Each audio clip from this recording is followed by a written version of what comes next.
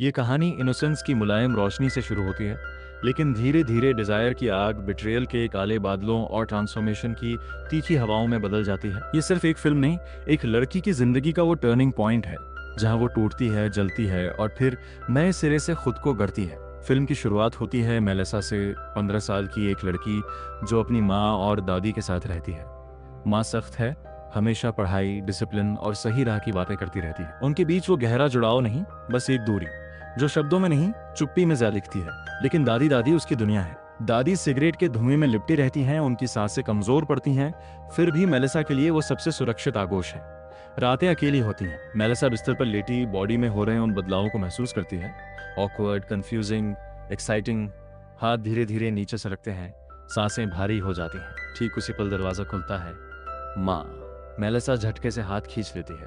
चेहरा लाल, आंखें नीचे, कमरे में सन्नाटा। फिर आता है डेनियल, क्लासमेट, वो लड़का जिसकी मुस्कान से मेलिसा का दिल धड़क धड़क करता है। हैंडसम, कॉन्फिडेंट, सबकी नजरों का केंद्र। डेनियल के घर पर पार्टी है। स्विमिंग पूल की लहरें चमक रही हैं, हंसी मजाक की आवाजें हवा में तैर रही हैं। मेलिसा नर्वस है, हाथ पैर ठंडे। वो पूल में उतरती है, लेकिन तैरना नहीं आता। पानी उसे खींचने लगता है। डेनियल उसे देखता है, एक झटके में पास आता है, बाहों में थामता है।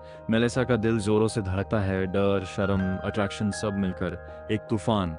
वो किनारे तक पहुंचती है। डेनियल मुस्कुराता है, आंखों में चमक। आओ, मैं तुम्हें कुछ दिखाता हूँ। मेलिसा की सांसें रुक सी जाती हैं। वो गार्डन की ओर चल पड़ती है उसके साथ। वहां अंधेरे में डेनियल कहता है, मैं तुम्हें स्विमिंग सिखाऊंगा, लेकिन इसके लिए हर रोज यहाँ अकेले आना होगा। मेलिसा की आंखें चमक उठती हैं। वो हाँ कह देती है। दोनों घंटों बातें करते हैं। मेलिसा खुल जाती है, मैं अभी वर्जिन हूँ। डेनियल समझ जाता है ये लड़की सीरियसली उससे प्यार करती है और वो उस कमजोरी का फायदा उठाता है। मेलिसा मना नहीं करती।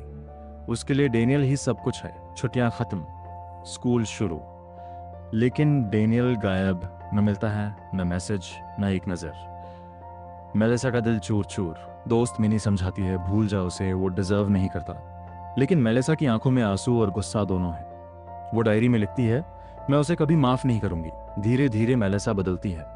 वो अब अट्रैक्ट करना सीख जाती है। नजरें, मुस्कान, बॉडी लैंग्वेज। वो खुद से वादा करती है, अब कोई इमोशनल अटैचमेंट नहीं, बस फिक्र। अब सीरियसली किसी के बारे में नहीं सोचूंगी। तभी दादी की तबीयत बिगड़ जाती है।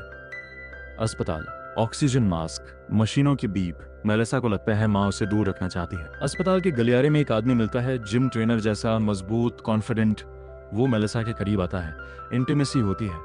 मेलिसा अब डायरी में अपनी सारी प्राइवेट बातें उकेरती है, बिना शर्म, बिना डर। स्कूल का साइंस म्यूजियम ट्रिप, वहां वही आदमी फिर मिलता है। फिर से वो पल, लेकिन अब मेलिसा अलग है। गुस्सा, दर्द, रिवेंज, ये सब उसके खून में घुल चुके हैं। एक शाम घर लौटते वक्त पीछे से आवाज, मेलिसा, डेनियल। वो माफी मांगता है, आंखों में पछतावा।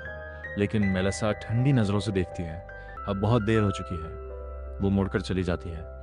ठीक उसी वक्त मार्को उसे देख रहा होता है, एक लड़का जो सच में उसे पसंद करता है, लेकिन मेलिसा उसे भी इग्नोर कर देती है। फिर दोस्त का कॉल, मिलने बुलाता है। सरप्राइज, आंखों पर पट्टी, अंदर कई लड़के, मेलिसा सबके साथ। बाद में वो हंसते हैं, मजाक उड़ाते हैं, लेकिन मेलिसा के चेहरे पर कोई भाव नहीं। वो नम हो चुकी है। दोस्त को सब पता चलता है। वो कॉल करती है, रोती है, ये दुनिया ऐसी ही है। धीरे धीरे रियलाइजेशन आता है उसने खुद को कितना खो दिया, लेकिन अब वो स्ट्रांग है। स्कूल में दोस्तों की टीम, हंसी मस्ती। दादी ठीक हो जाती हैं, माँ से बातें होती हैं, पहली बार थोड़ी गर्माहट। मेलिसा अब पहले जैसी नहीं, मैच्योर है, स्कार्ड है, लेकिन जीवित है। फिल्म खत्म होती है उस बदलाव पर। पहली इंटीमेसी ने उसे तोड़ा था, लेकिन उसी ने उसे नया जन्म दिया। दोस्तों, ये कहानी बताती है कि पहला एक्सपीरियंस कितना पावरफुल होता है। वो हमें बदल सकता है, अंधेरे में धकेल सकता है या रोशनी की ओर ले जा सकता है। तुम्हें क्या लगता है, क्या मेलिसा ने रिवेंज लेकर सही किया या फॉरगिवनेस में ताकत थी? कमेंट में जरूर बताना। अगर ऐसी रॉ इमोशनल स्टोरीज तुम्हें छू जाती हैं तो लाइक करो, सब्सक्राइब करो, बेल आइकन दबाओ ताकि अगली कहानी मिस ना हो। अपना दिल संभाल के रखना। मिलते हैं अगली बार। बाय।